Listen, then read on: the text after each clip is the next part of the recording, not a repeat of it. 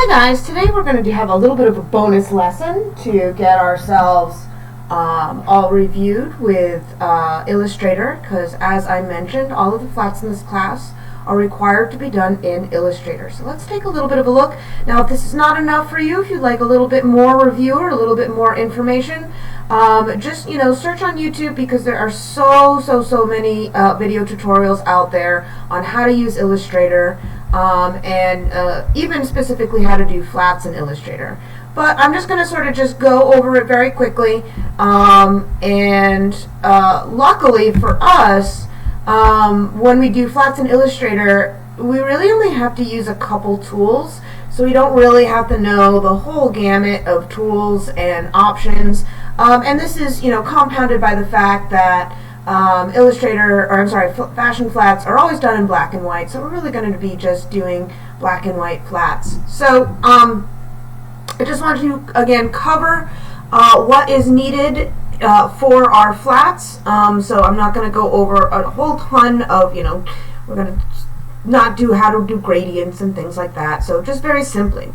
And what's nice about Illustrator too is really by just using a couple tools, just very simply, it's still very powerful. So I'm going to start with the pen tool, because that is probably our most utilized tool in fashion flats or just in Illustrator in general.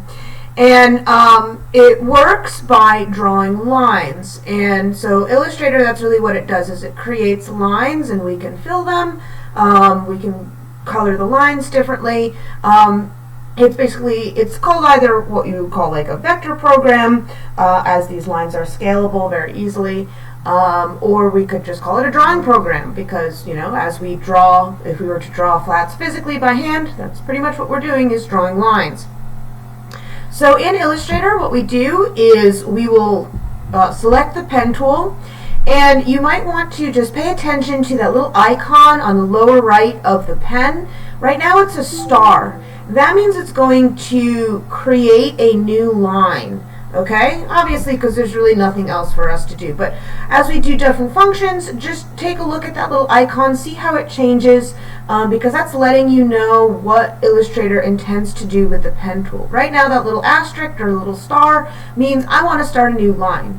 Now, I also know what color my line is going to be down here. So this is our stroke and our fill. And right now it's saying that my stroke, which is the line, is going to be black, and it's going to fill the inside parts with white. Now if we ever want to change any of this, just double click and you get the color picker, which you can slide along here to get a hue. So slide this guy, so boop, boop, boop, boop.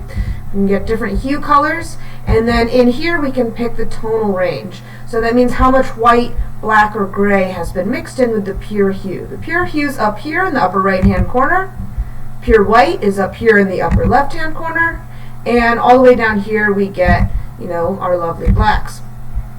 And then of course everything in between. So up here this would be how much white is mixed with the hue. Down here, before you get all the way down here, it's how much black, or I'm sorry, down here is how much black is mixed with the hue. And then these are different values of gray being mixed with the hue. So right now it's not really important because we're going to be working with black and white, especially since I'm just doing a demo. So what I'm going to do is I'm going to click, and what that does is it puts down at what's called an anchor point, or a dot, if you so prefer. And I'm just going to go out, and it's sort of dragging out this blue line, and if I click again, I get a continuation. Now I want to go over that little icon, and it's changing. So if I go up here, and I go over a point that I've already made, get the little negative sign. That negative sign means delete anchor point. So if I click that, I get a deleted anchor point. Now you can also see that I have a little sort of wedge shape or upside down V. That is the convert anchor point. So there's really two types of anchor points. You can have a curved one or a sort of just angular one where a curve does not fit through. And if you ever want to change it, so I can change it here. Now it doesn't do much unless until I go back to it. Oh, there we go. There's the curve coming out of it. Now if I don't want that curve, let me just go back and just hit it again, and now I don't have that curve. Okay, so let's go on, la la la la, and I can really stop whenever I want. You can, sorry, hit the right click. Just go to your arrow key to get out of it, or you can go all the way to completing your figure. Again, this is not necessary in Illustrator, as we can just do little lines. But if you would like to close your figure, let me just show you what that looks like. So I got off of it, and what I'm going to do is I'm going to come here and see that little slash mount line? That means pick up on that point. So it's going to connect this, whatever I do subsequently, with what I've already done in this little line here. So that's what that slash means. And I can come up here, and then we get a circle, and that means complete. To complete the shape. So we've gone all the way around. Okay? And then of course I'm done because I've closed that shape. Now there's one more little icon if I want to add a point anywhere. If I come here to the line, I get that little plus sign. That is saying, oh, would you like to add an anchor point? Sure, why not? Okay? So from here, now that we have our line, let's take a look at our arrow tools. Now our arrow tools are very, very powerful. They will alter our design or our points or our lines, and they do so somewhat similarly, somewhat differently. The black tool applies to changes that will go for the entire piece. So if I want to make the entire thing bigger, the entire thing smaller, rotate it. So I can see we're making it bigger, we're making it smaller, I'm adjusting the proportions with this bounding box. I'm moving the entire thing. Let's move the entire thing. So these are changes that apply again to the entire shape, or the entire object would be the proper term to use in Illustrator. So that's what our black tool does. It moves things on a whole, it scales things on a whole, it rotates things on a whole. Okay, so what does the white arrow do? The white arrow changes things on a more individual level. So I'm going to click on the object, and now we see we don't get that bounding box, again, because that's not what the white arrow does. The bounding box is really to change things on a whole. This is if I want to move a singular point, or if I want to grab a singular line. Come on, I know you want to do it. There we go. And move it up like so. So that is what our white arrow does. It's a point-by-point, line-by-line manipulation, whereas our black arrow is changing things on a whole. Okay, now this is well and good for all kinds of angular lines, but how do we make curves? Now curves is one of the sort of trickiest things in Illustrator to get used to, and it certainly does take a little bit of practice, but once you get it, it really is kind of fluid. So what I'm going to do to make a curved line is I'm going to start the same way by clicking down an anchor point. Okay? Now this is the line that I want curved. So I'm going to bring to where I want my other anchor point, which is pretty much anywhere right now because it's just a demo. I'm going to click to put down the anchor point, but as I click, I'm going to hold the mouse button down. Now I'm holding the mouse button down, and as I do so, I'm going to drag the mouse away from that anchor point I placed. And now, depending on how far away I drag and in what direction, I get a curve. And you can kind of see, so the little bars that come out, the little lines with the circles on the end that come out from the point, they're called handlebars. And they govern, if you can kind of imagine sort of an imaginary line between this dot and the curve, you can see it's sort of pulling it in that direction. So imagine this little line or this little dot is pulling your line up, and you can see how it will adjust based on that. Now with our curve settings, this first line will not only be curved, but my subsequent line will have a balanced curve as well, which can give us some very nice fluid lines. So as you can see, without doing anything, I haven't even placed a point, my subsequent line is also curved. And this could be great. It could really help you out going out around curves and you know, making sort of nice balanced lines. But if it's not, if you want a hard corner, remember that we can always go back to that point, and as soon as we see that convert anchor tool little icon at the bottom right of the pen tool icon, we can click, and now I can get just a solid corner, a hard corner. So go ahead, play around with it a little bit. It, you know, like I said, it takes a little bit of practice to get those curves to do what you want them to do, but hopefully it won't take too long. And once you do, you'll find it, you know, quite nice to make nice rounded shapes like so. Okay, I would practice, you know, maybe writing your name in cursive if you wanted that little bit of a review or a little bit of a warm-up. Okay, now let's get to flats. Now, like with any flat sketch that you do on the computer or by hand, you want a croquis template to help you. So, let's pop on over to the internet and get one.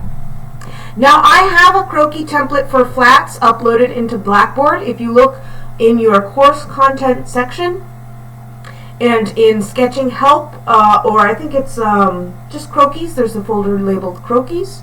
It's in there along with a variety of different croquis that you might want to utilize.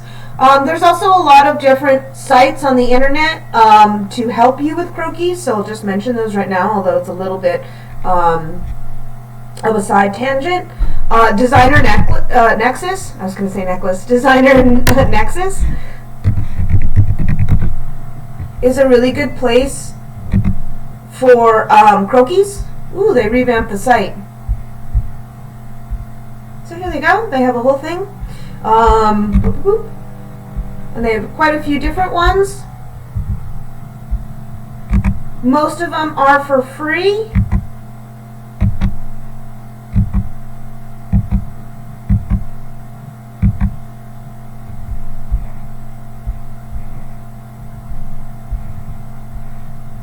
So here's all of them, looks like.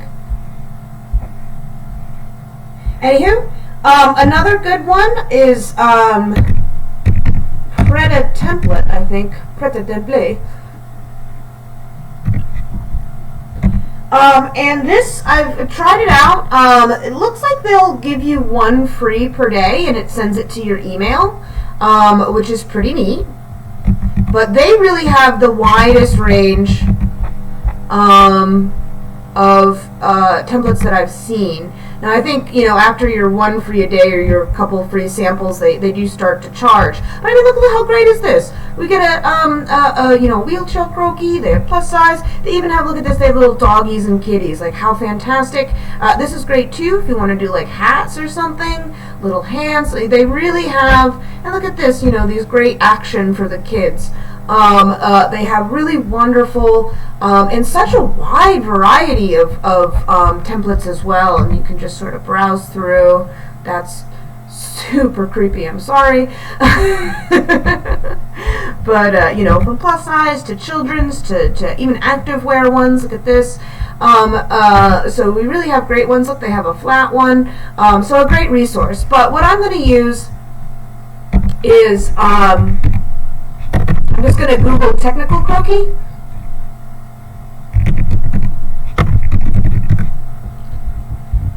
And the first image is the one that I like to use, is this one. So I'm just going to click on it, and then to get it into Illustrator, I'm going to right click, copy image, go into Illustrator, and paste. And there we have our template. Now what I'm going to do is, just like how we want to use our croquis and then put another layer or paper on top of it, because we're not going to obviously draw our flats directly on our croquis, I'm going to do the same sort of thing in Illustrator and create a new layer. I'm going to lock my bottom layer so nothing gets on it and work only on the upper layers. Right now only layer 2, but I can have other layers if I want it. So, okay, great. I'm going to zoom in and let's do, oh, I don't know, like a little skirt or something. What I like to do for my flat drawings is work with a black stroke. So let's get a black stroke in there. And also an invisible fill. So I'm going to hit this, ooh, I don't need to color pick. but I am going to select this so it's on top and then hit this. Now this means I'm not going to fill it with anything. It's an invisible fill. So I'm just going to get a black line, and that is it. Let's get rid of this little color guide because I don't need it. Come over here, paste in here.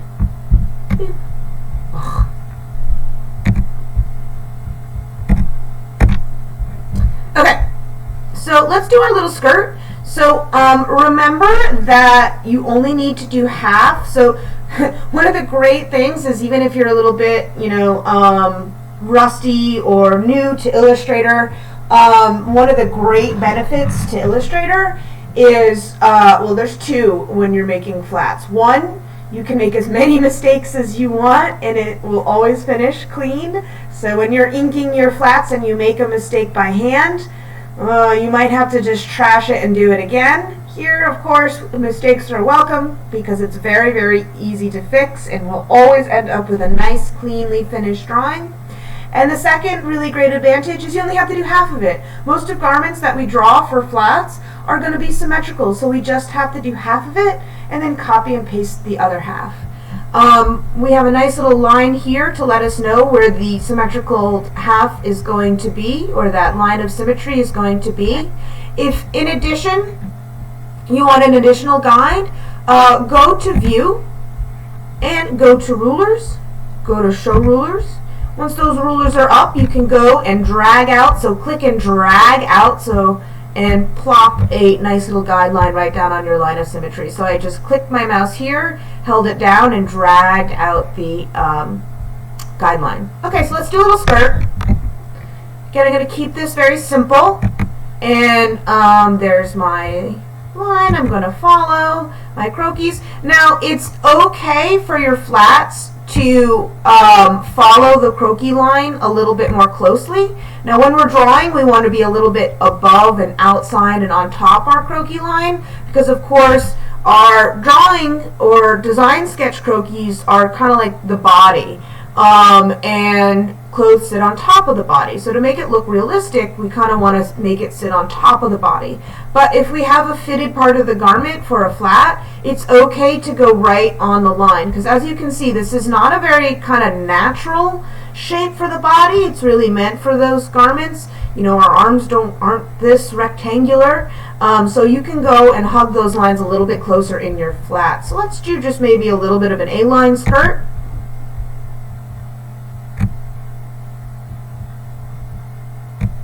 Okay, and let's think about what we need. Maybe we'll have a little dart in it.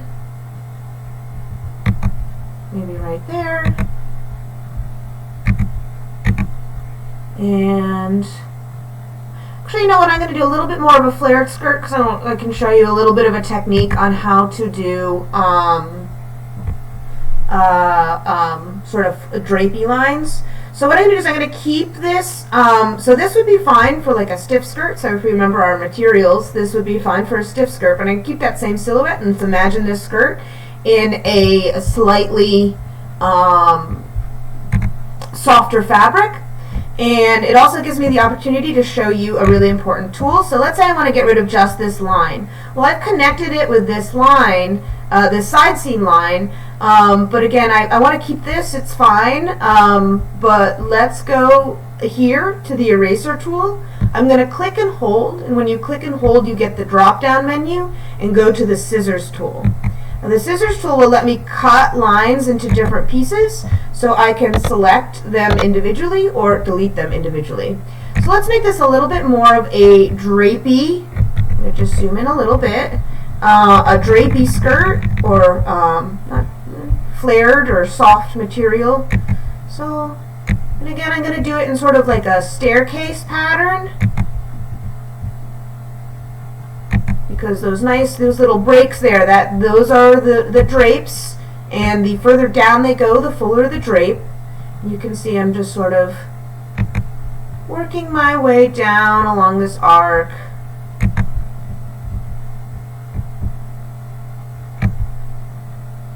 Maybe we'll have one go inside, a little inside drape, and you can see I'm converting the anchor points from curve to not curve on each of these. So I get that nice sharp little drop down. That nice little sharp drop down really allows us to, we'll have this come up a little bit more maybe. And then one big one in the middle, let's say. Yeah, those sharp points really allow us to go ahead and make it look like a nice drape. And if there's anything I want to change, of course, remember I can always go back with my white arrow, and let's say I want to sort of drop that down. It's a little bit bigger than the other ones. So we'll do that, and maybe I want to take this and move this maybe a little bit more in this way, you know, whatever you want to do. Okay, so now what I want to do is, if those are the drape lines, I'm going to go ahead and do the parts that come up that show the folds of the drape. And I like to keep them separate, and I'll show you why. So you can kind of just go straight on top here. Maybe this one's just going to come up just like that. Let's do another one. Starts here. Maybe this one will kind of be a little bit, we're just going to go, it'll go up a little bit higher. And maybe we'll have a little bit of a loop to it. And then we'll have this one. We'll have one that this side will come very kind of short. This one will come a little bit bigger.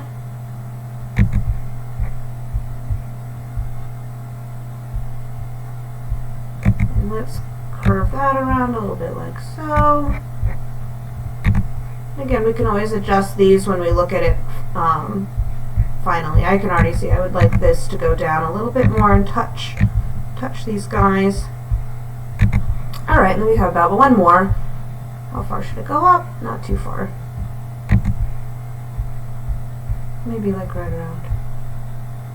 That's too far. Maybe right here. It's fine. Okay, now let's zoom out.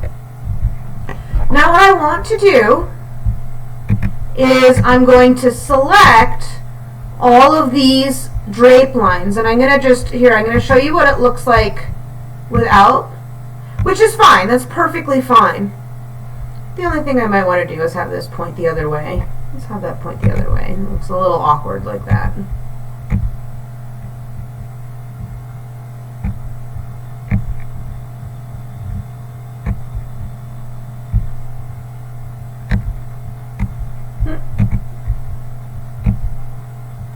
Oh, and you can, so as you can see with the white arrow, you can change the curves as well by manipulating the handlebars.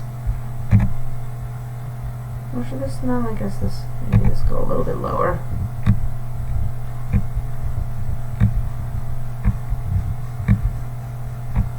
Maybe this one too, it's too high. Okay, anyways, you get the idea. So I'm going to select them all. So I'm going to click on one, and then I'm going to hold Shift to select them all. Okay, and I'm going to go to Properties. Okay, I'm going to go to the Stroke menu, and here we get to determine the sort of profile of the line, which means the sort of line quality. So right now it's this sort of uniform, it's the same thickness and width throughout the entire line. But if we go ahead and start to put a little bit of, you know, line quality to it, you can see it looks much more like a drape.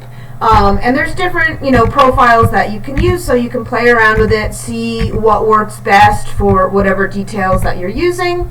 This one kind of looks nice because we go from heavy to thin, which is kind of how I like to draw it by hand. So that one is kind of the one I like to use, and it certainly, I think, looks best right here, right now.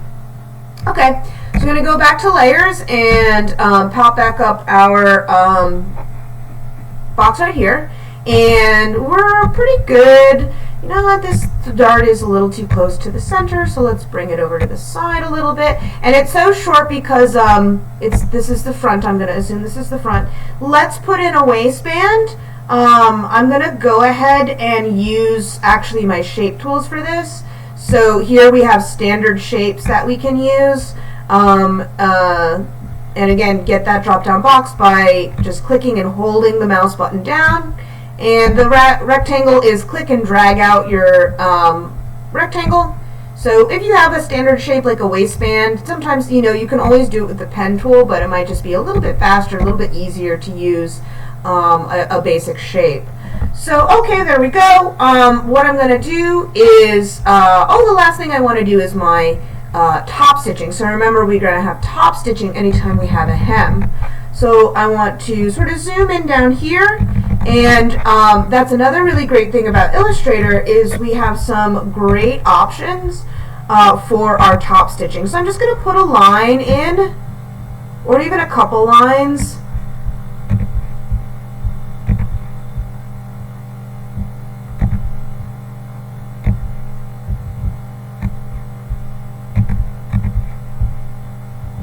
That is going to serve as my top stitching, and I'm basically just, you know, hugging that hem line pretty closely.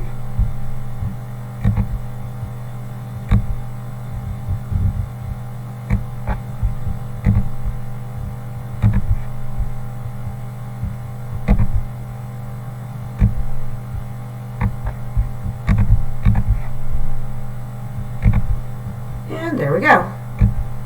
Last little bit. Now, just like with the drapes, I'm going to select all of these by holding Shift as I multiple select.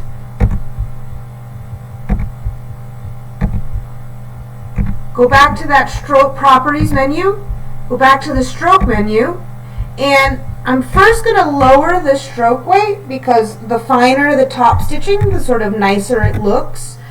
More realistic as well. Then I'm going to click on stroke to get that pull down menu again, and here we have the option to dash the line, so I'm going to check it, and it's a little full now. It's going 12 point, and if you just do one box, it basically just repeats it, but if you want to do some sort of pattern where it's long and short and then medium and then short, you can go ahead and just fill in those other boxes. But you only really, if you want just an even dash and gap, you just need to fill in one box. I find 2 for this sort of size, and again, I'm working in a letter size, so depending on, you know, what size you're working in, you know, play around with it. And then there we go. We get a nice top stitch. Very, very clean, very, very nice. Okay, so now it's time. See how it looks. Okay, pretty good. To do the other half. So what I'm going to do is I'm going to use my black arrow, and I'm going to click and drag down a box. And I hope you can see that little box, and everything for that skirt is in it. Except for the waistband, because I've already done both sides of the waistband, so I don't need to reflect it. Okay, so now my entire flat is selected, and there's a couple places I can go to do this. I can go to Object, Transform, Reflect. Okay, so that's the sort of proper way. What I like to do better, I lost my selection, is, this is what I want, is just to right click, and it gives a little bit of a shortcut to that transform menu. So we're going to go to right click, transform, reflect, or you can go to object, it doesn't really matter. Now, up here it's showing you what line it's going to flip it over. So obviously we want it to be flipped over this vertical line. Now if you want it to flip over the horizontal line, you'll get sort of the upside down version of it. Or you can do a custom line of symmetry, which sounds nifty, but I've never found a use for it. Vertical, of course, is the one we're going to want. And what I'm going to do here is I can hit OK, but that is just going to take this and flip it over here and then leave this blank. So I want to flip a copy, so we have 2 halves instead of just 1 half. Okay, now it doesn't quite know where to paste it, but usually it does it sort of in line horizontally, so you can use your arrow keys just to move it over so it's not too difficult. And let's move it right there, and boop. Looks pretty good. So the only thing I think we need to sort of clean up is there's a little bit of gap right here, so I'm just going to grab my white arrow and just pull it over a little bit. And there you go. There's your flat. They're quick and easy, and again, they always look great. for our purposes. So I might go ahead and do a couple other videos in the future, just on maybe a little bit more like advanced technique on like how to do shading and things like that. But this should be good for just a little bonus video on how to do flats. Okay. Hope it was helpful. See you next week. Bye-bye.